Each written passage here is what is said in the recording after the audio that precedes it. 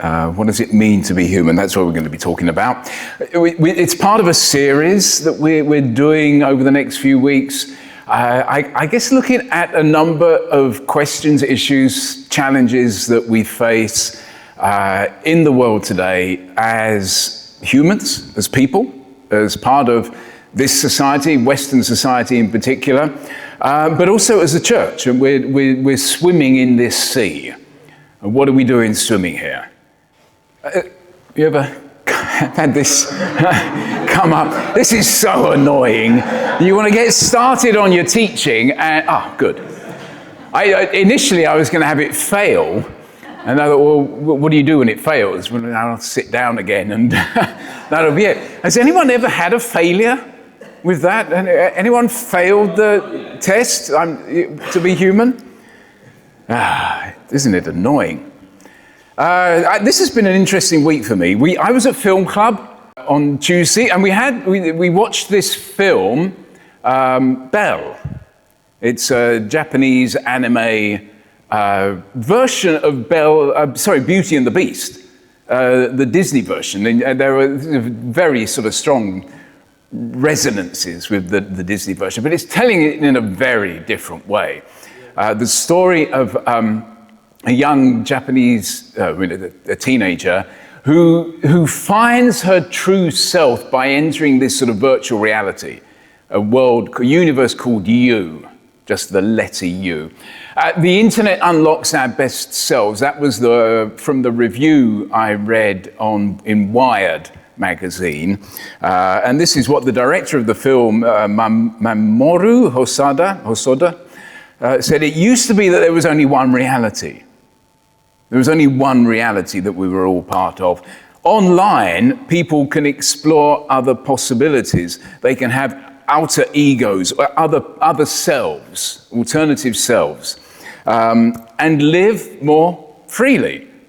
And that was what the story was about. That was beautifully done. But it's when you stop and think about what is this saying about what it means to be human, that we need to find another reality in order to find our true selves. Film Club next week, just to make this clear, we're looking at this People's Emergency Briefing. I'm going to come back to this later, just to let you know. Film Club is every 2 weeks, so not this coming Tuesday, but the Tuesday after that, which is the 16th. There are leaflets at the back, if you want to take one away, or perhaps more usefully, give one to a friend. We'd like to have a crowd here for that. This, I came across a news item this week. Would you employ this woman? The reason I ask is she doesn't exist, but she got the job. So this was a 44-year-old cybersecurity expert called Jake Morris. And he, using a readily available software, AI software, did an online interview with a company, a tech company of all people. I mean, they should have known better, presenting himself as this woman. So they thought they were interviewing her, a live talking woman answering their questions. It wasn't, it was him going through the software. Okay? Would you employ? They did employ her. She got the job. Out of 261 applicants, she got the job. What does that tell us about what it is become? What is it meaning for us now to be authentically human? Thursday night, I went to a lecture, the Albright Distinguished Lecture at King's College London, the Strand, it was in Bush House. This woman here, American academic, her name is Zeynep Tufekci. She was really good, talking about the title of her lecture was, have I got it here?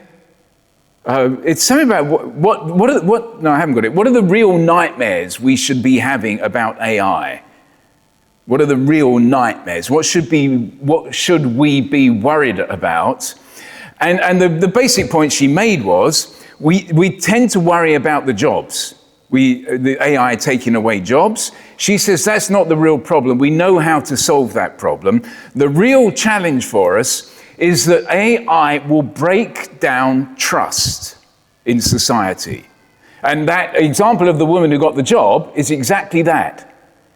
You don't know if you can trust your eyes or your ears or what you're seeing. So she talked about the many mechanisms generative AI will break. Social mechanisms, mostly to do with trust. Basically, it's all about trust. Proof of effort. If it's effortless, I mark students, I teach, I'm an academic. If I have an essay presented to me that this sounds like AI, it's too good, or whatever, and I've had this many times, it's not just, I think the guy's cheating, it's broken down the trust you have with the system. It's really, really difficult to know what to do about it, how to mark that, how to take the essay seriously when it sounds like it's been written by a machine. Proof of authenticity, proof of accuracy, proof of sincerity, and she finishes here, proof of humanity. How can we know what is genuinely human when AI is replicating us in so many different ways? And obviously there's a potential here for scamming. And that was one of the things she talked about. And her concern is that we will deal with that by resorting to increasingly technical and invasive surveillance. Now, I mean, this is a whole other issue. We will come back to the AI question, I think, in a few weeks' time. But it does address this fundamental one of what does it mean to be human now? Okay? So, what does it mean to be human? And this is obviously a big question. There's all the AI technology is one part of this. There's a lot of questions we could be asking here about how society is changing, how our sense of ourselves is changing in fairly subtle ways. I mean, I look out here and most of us look reasonably human in the way that people have always, actually all of us look human.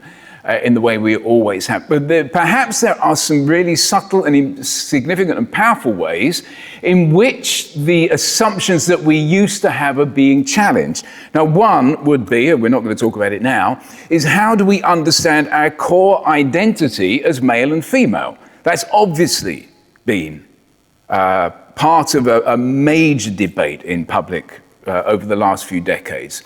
What is the normal state of mental health? That has been a big question that we're dealing with.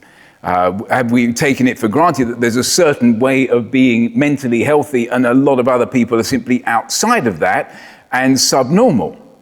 Or is mental health a much more complex thing than we thought? Are ethnicity and nationality essential to our humanity? And that's been in the news here this week because of the events in Southampton and the murder of the young guy and the reactions of that. And people, J.D. Vance, as usual, sort of jumping in on this, presenting this as a fundamental challenge to what it means to be a white Western culture. Extremely difficult question to be dealing with. But it's there, it's out there, and we can't avoid it. Are we becoming dangerously disconnected from the natural environment out of which we evolved? Belinda and I took our 3 little grandchildren on to see some open gardens, this open garden weekend in London.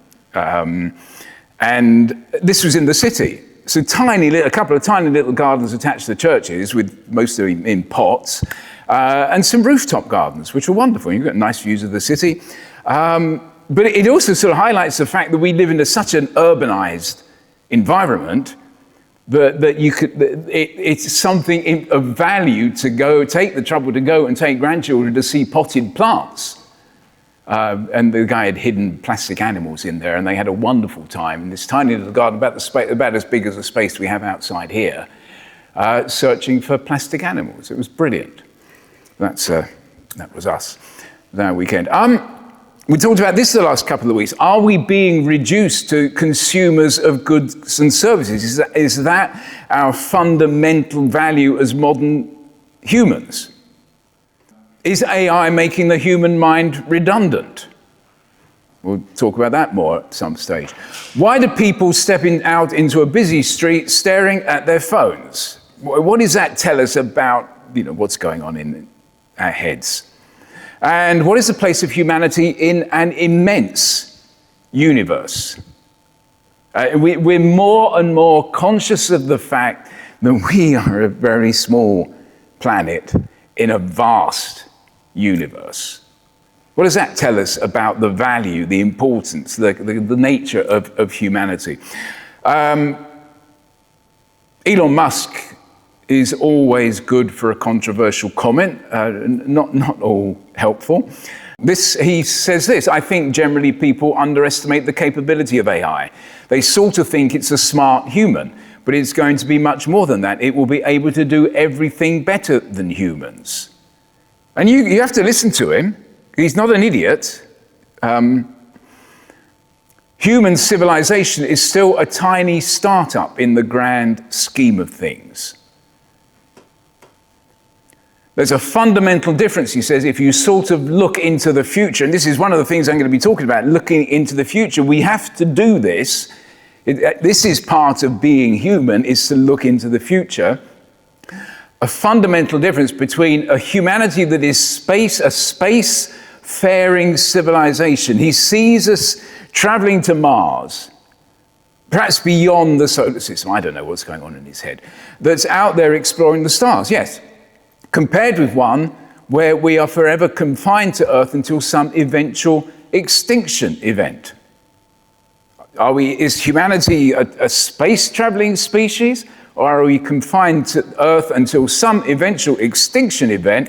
And talking of extinction events, this is what happened to Jeff Bezos, the Amazon guy? Everyone's putting their rockets up there.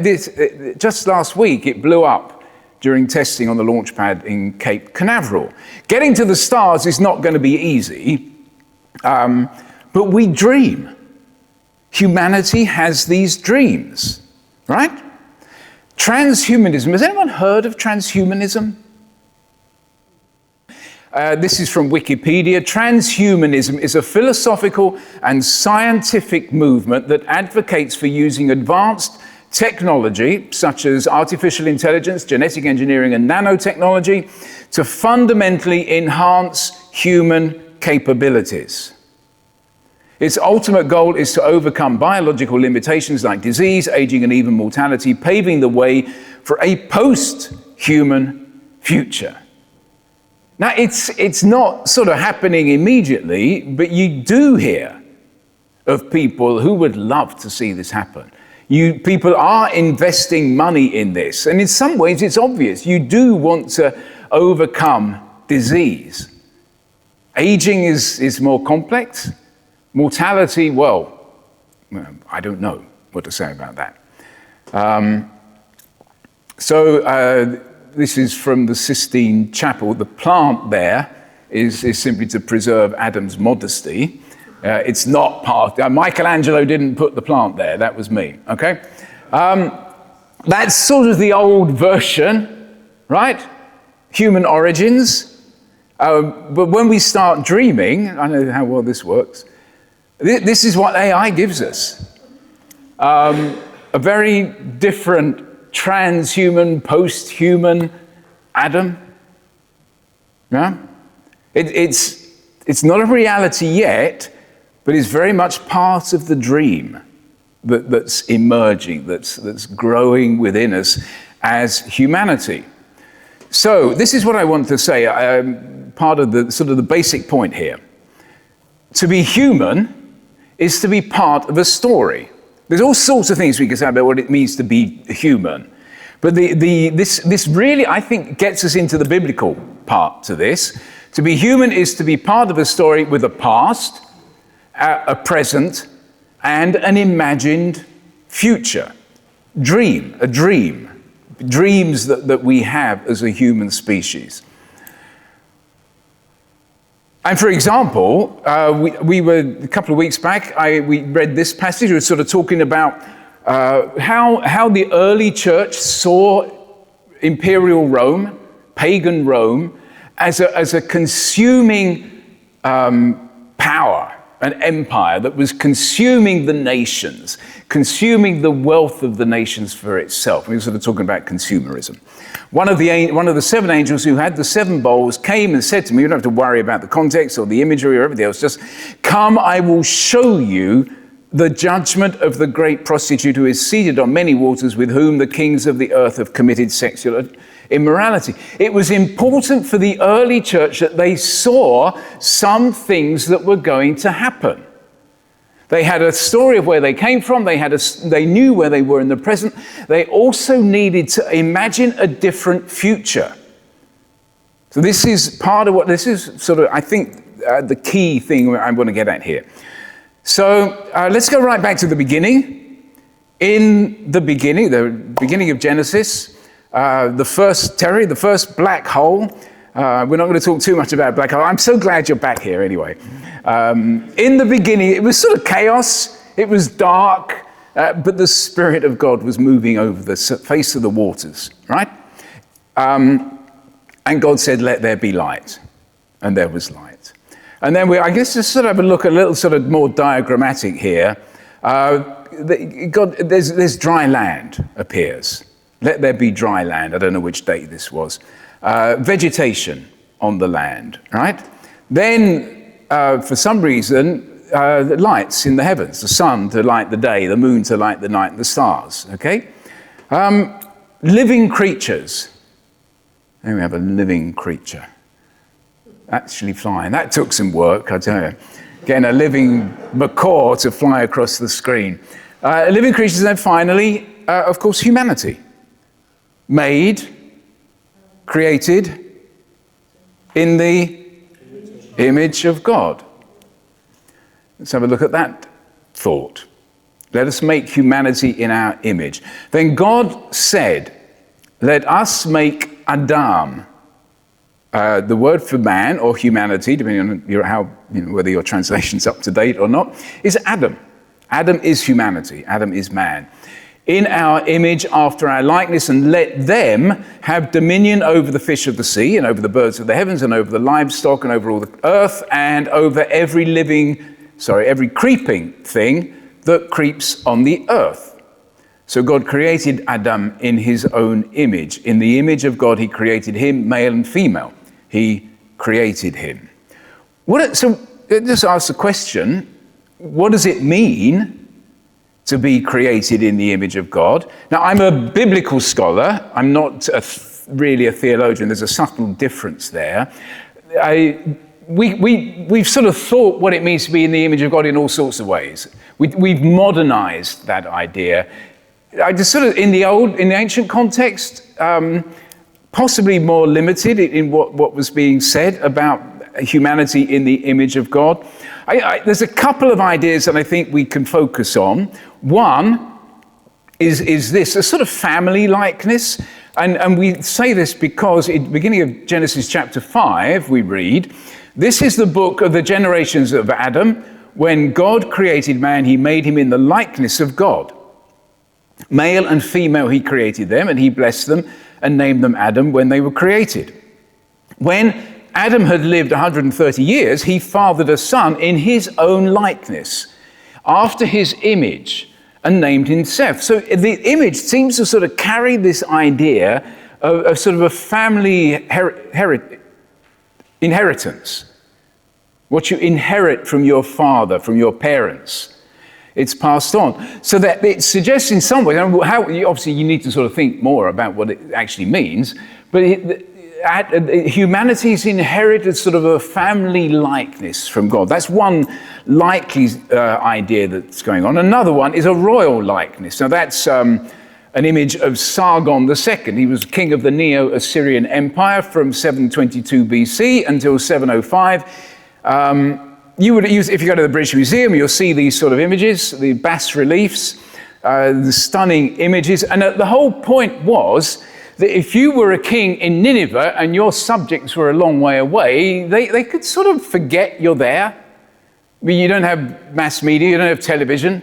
So you would put your image out in the regions. Okay? And I mean, this is an argument. I am not 100% convinced this is right. But we do have this passage from a much later text called the Wisdom of Solomon. It's not in the Bible, don't go looking for it. When people could not honor kings in their presence, because they lived far off, they imagined their appearance from afar and made a visible image of the king whom they honored. So that would mean that humanity is an image of represents the presence of the Creator God. We're in the family likeness, we represent the image of God who is king, sovereign. And that's our responsibility. I mean, it's not as though we don't understand this idea. We have images of kings that we are the 50p coin of God. In some sense, if you come from, you guys from Iran, you know exactly what it's like to have a ruler represented everywhere, every coffee shop, every corner. We've seen that in many parts of the world.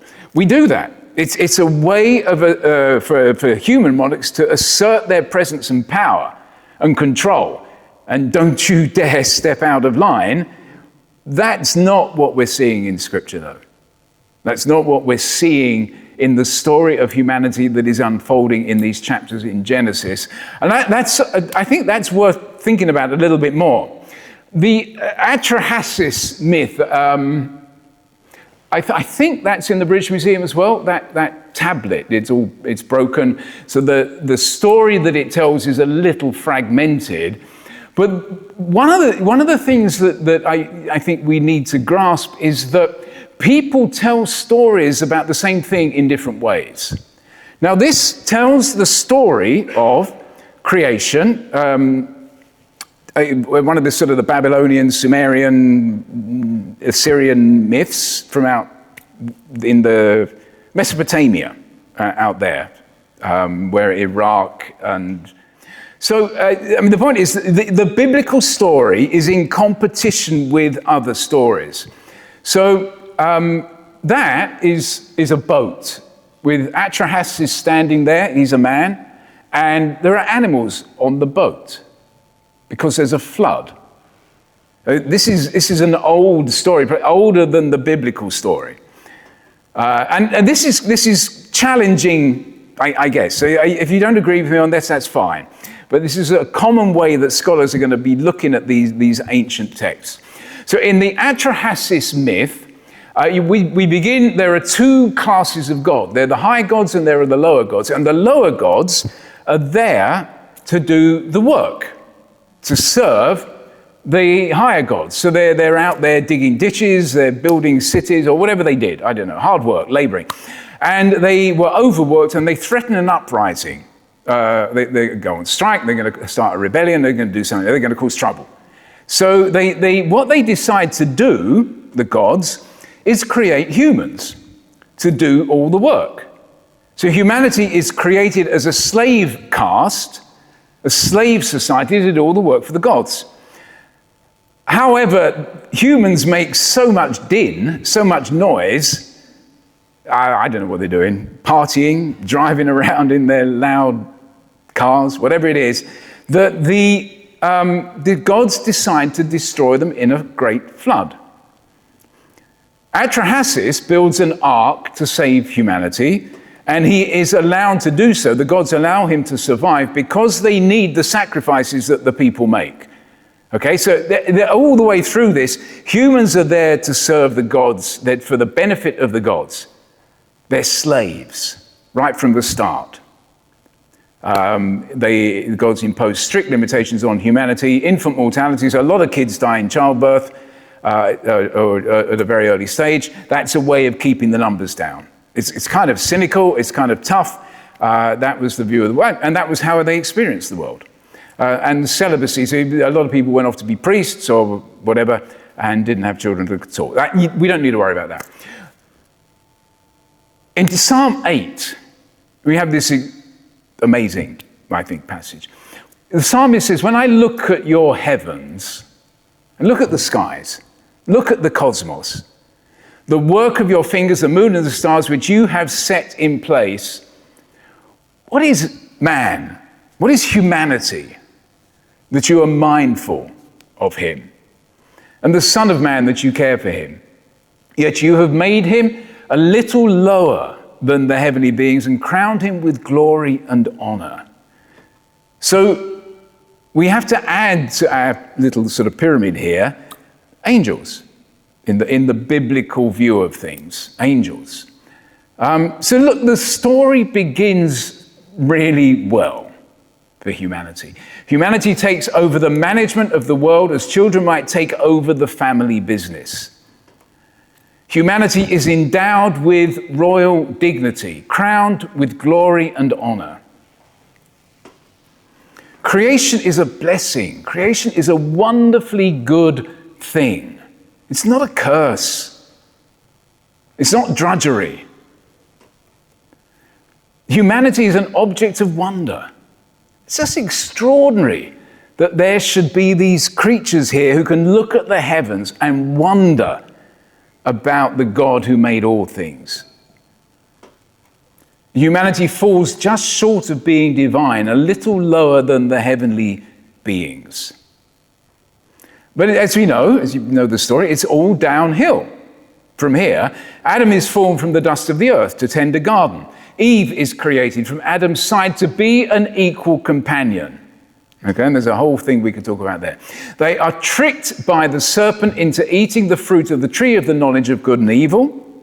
They are on the verge of becoming gods. They understand good and evil. If they then go and eat the fruit of the tree of life, they become gods. They live forever. They're immortal like the gods are.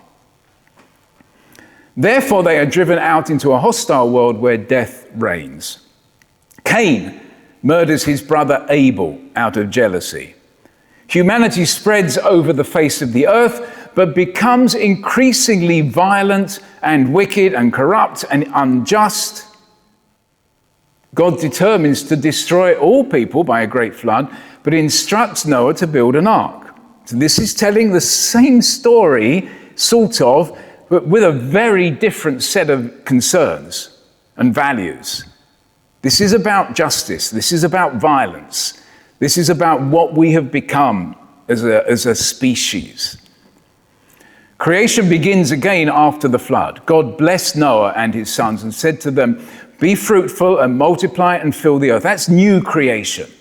It's starting the whole thing again. But what happens? The descendants of Noah become the nation spread abroad on the earth. We talked about this a couple of weeks back. This time they choose to build a great city in defiance of the Creator God that will unify humanity. Let us make a name for ourselves. Not the name of God. Let us make a name for ourselves. And it was called Babel. God calls Abraham at that point out of the shadow of empire to be the father of a people devoted to the service of the Creator, a new creation in microcosm. Okay, he blesses them. Be fruitful and multiply and fill the land that I will give to you. It's a little garden in the corner of the world, like the little gardens that we visited in London yesterday. Fill that. Be my people there. Be a new creation in microcosm. Okay? So that's important. We're going to come back to that in a moment. Just to sum up, I don't want to speak for too long, what is wrong with humanity in this telling of the story? We ate of the tree of the knowledge of good and evil. We were close to becoming gods. We are prone to violence and injustice. That doesn't need any proof. We have the ambition and capacity to build empires, immensely powerful machines, systems, civilizations. And this is from that passage, the Babel passage. Nothing they propose to do will now be impossible for them. God needs to hamper human progress because we are always trying to be gods ourselves. And humans are wonderfully blessed. But if we desire too much, demand too much, overreach ourselves, defy the Creator, there comes a tipping point, collapse, catastrophe, judgment. And then that phrase from a couple of weeks back, fallen is Babylon the Great. And that's from the end of Revelation. It's talking about Rome. But I think, we in a thoroughly consumerist society, we can ask whether we are not sort of facing the same sort of collapse, the same sort of catastrophe. Two stories in the Bible about humanity. I hope I've got this worked out. There's a story about humanity that sort of begins, well, we got up to Babel and then goes through. And it's a story of empires. It's a story of civilizations, largely in as much as they clash with the story of God's people. They become a threat, all the way through to the end of the book of Revelation, where Rome becomes this supreme empire that destroys so much, that corrupts so much. That's why he sees it as a prostitute. This sort of, and the kings of the earth indulge in sexual immorality. That's metaphorical with Rome. And you can see that sort of thing going on today. But then God calls a people for his own possession. Abraham, Sarah there. Abraham, Isaac, his son Isaac, right? It's the beginning of another story. On a small scale, it's not the whole of humanity, it's the story of God's people. It's a counter-humanity. It's a humanity living out a different story. Now, the question is this future. Where are we going at the moment? What lies ahead? Now, this term, Anthropocene, I think that's an important term for us at the moment. Here's what it means. The Anthropocene, it's like a sort of, we've had also, what went before is the Holocene. It's a sort of geological epoch, long period. We've had a sort of, the Holocene, I think it's sort of 11,000 years of climate stability, right? When humanity has flourished across the earth because we've had this stability. We're now entering a period of considerable instability, it appears, because of human activity. So Anthropocene is a human epoch. Anthropos is the person, the human person. We are living in a time many people refer to as the Anthropocene. Now, this is the Natural History Museum. There's nothing wacky about this. This is solid mainstream science, culture. Humans have become the single most influential species on the planet, causing significant global warming and other changes to land, environment, water, organisms, and the atmosphere. It is widely accepted that our species, Homo sapiens, has had such a significant impact on Earth and its inhabitants that we will have a lasting and potentially irreversible influence on its systems, environment, processes, and biodiversity. That is the Anthropocene. And we're sort of at the change of the ages. We're going through the birth pains of a new age for humanity. That's what we're living through as humans, I think. It's what we're living through as God's people. And that's where we are looking for our, in the biggest sense, our sense of purpose, our sense of vocation, of calling, and everything else. And within that, we explore everything else it means to love God, to be reconciled to God. And so much that has been touched on and talked about, witnessed to today. It comes within that story, or something like that. So again, try and get to this film.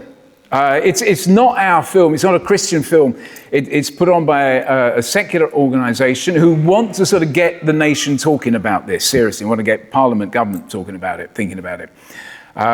So we've signed up for this, about an hour's film, 50 minutes an hour, and then we'll have a debate the same way that we've always done with Film Club. We'll have a debate, but hopefully it'll be a different, bigger thing than usual. But come to Film Club. I'm going to have to start going on a regular basis again. Right, and we're getting there. This was one of the things that came out recently, the Pope's encyclical, Magnificat Humanitas, magnificent humanity. Isn't that what we've been talking about? Created in the image of God, a wonderful thing, humanity. A couple of quotes just to underline some of the things I've been saying. I haven't read the whole thing yet. I will endeavor to do so. But anyway, in the era of artificial intelligence, when human dignity is threatened by new forms of dehumanization, ours as the church is the pressing duty to remain profoundly human. Now, that's not straightforward. What does it mean to be human? Well, there are all sorts of questions that we are going to have to work through there, because our sense of being human is undoubtedly changing. But there's still this call back to be God's new creation people, a new creation in microcosm. We must lovingly safeguard the grandeur of humanity, he writes, bestowed upon us and revealed in its fullness in Christ, the splendor of which no machine can ever replace. How true is that? Amen. Thank you. And then again, where are we going? A story has a past, it has a present, and it has a future. We are living through a rapid phase of transition, a change of era, the Pope says, in which most people are watching and waiting, observing from afar, and merely hoping for the best. For this very reason, crucial questions impose themselves on our conscience and can no longer be avoided. Where are we going? Toward what goal do we wish to orient ourselves? What direction should we choose as a people and as a common humanity?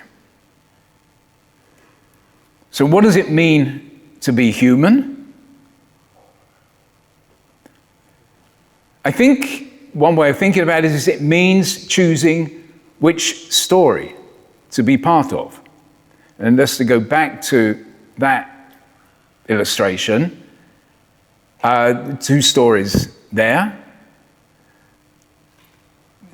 The story of Jesus is part of the story of God's people. Jesus was at the center of worship, and in so much the breaking of bread. The story goes through Jesus. To be part of that story, you go through Jesus, you go through this, you go through the worship, you go through the repentance, you go through the dying to self. Okay, there's no other way to be part of the story. But we do that not just for our benefit. Yes, we benefit from it. To be a redeemed humanity for God, to be a servant people for God, to be a priestly people for God, living in the presence of the living God through the power of the Spirit. Yes. But we also tell a different story, and that's what the Pope's getting at, about what it means to be profoundly human. We have a responsibility to be profoundly human in relationship with the God who made us.